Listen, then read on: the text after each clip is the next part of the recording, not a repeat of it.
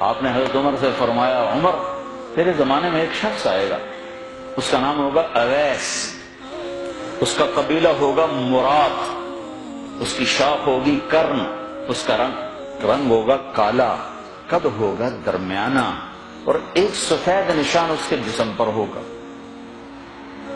جب وہ آئے تو تم اس سے دعا کرانا، علی تو بھی کرانا، عمر تو بھی کرانا، اور میں قسم کھا کے کہتا ہوں کہ اویس جیسوں سے دنیا بھر جائے تو عمر و علی کے ایک بدن کے بال کے برابر نہیں، لیکن اس کے ذریعے سے ایک پیغام آگے پہنچانا تھا۔ تو حضرت عمر اور حضرت علی حیران ہو کر دیکھنے لگے کہ ہمیں کہا جا رہا ہے کہ اویس سے دعا کروائیں، وہ ہم صحابی وہ تابعی۔ تو آپ نے فرمایا اس نے ماں کی ایسی خدمت کی ہے، جب وہ ہاتھ اٹھاتا ہے تو اللہ ہاتھ واپس خالی موڑتا ہی نہیں، یہ پیغام پہنچانا تھا کہ ماں باپ کے آگے جھکو۔ جس دیش میں آپ رہتے ہیں یہاں کام کی رفتار بہت تیز ہے، ماں باپ اگر موجود ہیں تو کم ہی کچھ نصیبوں والے ہیں جن کو کچھ اولاد کی خدمت ملتی ہے، ورنہ دیواروں کے ساتھ ہی زندگی گزر رہی ہوتی ہے۔ تو عمر رضی اللہ عنہ جب خلیفہ بنے تو ہر سال حج کرتے تھے، ہر سال ان کو ڈھونڈواتے۔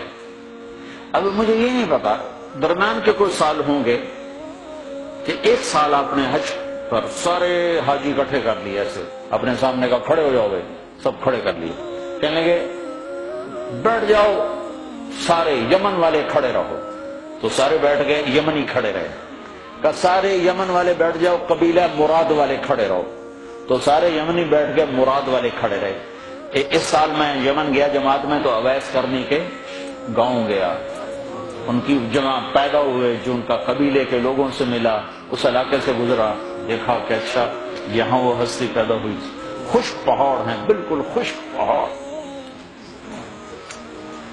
پھر آپ نے کہا مراد والے بیٹھ جاؤ، کرن والے کھڑے رہو، تو صرف ایک آدمی باقی بچا۔ تو آپ نے اس سے پوچھا تم کرنی ہو؟ کہ جی ہاں۔ اویس کو جانتے ہو؟ کہ جانتا ہوں، میرا سگا بھتیجا ہے، میرے بھائی کا بیٹا، لیکن وہ تو تھوڑا پاگل سا ہے، آپ اس کا کیوں پوچھ رہے ہیں؟ تو عمر رضی اللہ عنہ نے رونے لگے، کہا وہ نہیں، تو پاگل نظر آتا ہے۔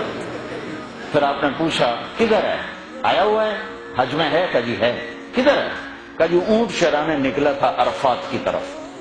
تو حضرت عمر نے حضرت علی کو ساتھ لیا اور دوڑ لگائی اور پہنچے عرفات کی طرف، تو دیکھا تو ایک آدمی ایک کیکر کے درخت کے نیچے نفل پڑھ رہا اور اونٹ اس کے چاروں طرف چل رہے ہیں۔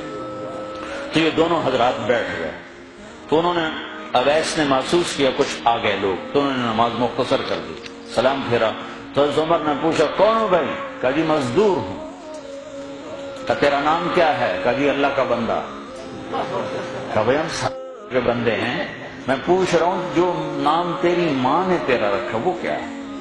تو وہ تو پہچانتا نہیں تھا کہ عمر کون ہے، علی کون ہے، تو پہلی دفعہ حج پہ وہ کہنے لگا تم کون ہو میرا انٹرویو کرنے والے؟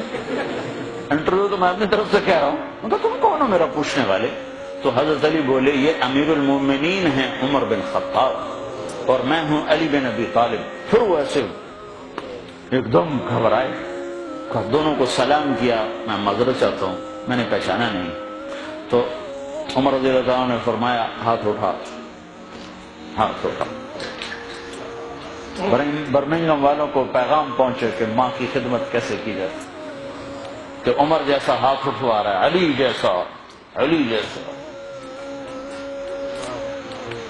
تو وہ کہنے کہ میں آپ کے لیے کیسے ہاتھ اٹھاؤں، میری اوقات ہے کہ میں آپ کے لیے دعا کروں؟ کہاں، ہمیں ہمارے نبی کا حکم تھا کہ اویس آئے تو اس سے دعا کروانی ہے، کہ جب وہ ہاتھ اٹھاتا ہے تو وہ ہاتھ خالی نہیں آتے۔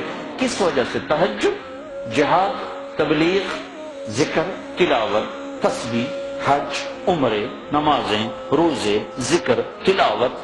کس وجہ سے؟ نہیں، ان میں سے ایک وجہ بھی نہیں، ماں کی خدمت کی وجہ سے۔ پھر ایک اور جگہ آپ نے فرمایا کہ لوگ جب جنت میں چلیں گے تو اویس بھی چلے گا، جب جنت کے دروازے پر پہنچے گے تو اللہ تعالیٰ فرمائیں گے اویس کو روک لو باقی کو جائیں۔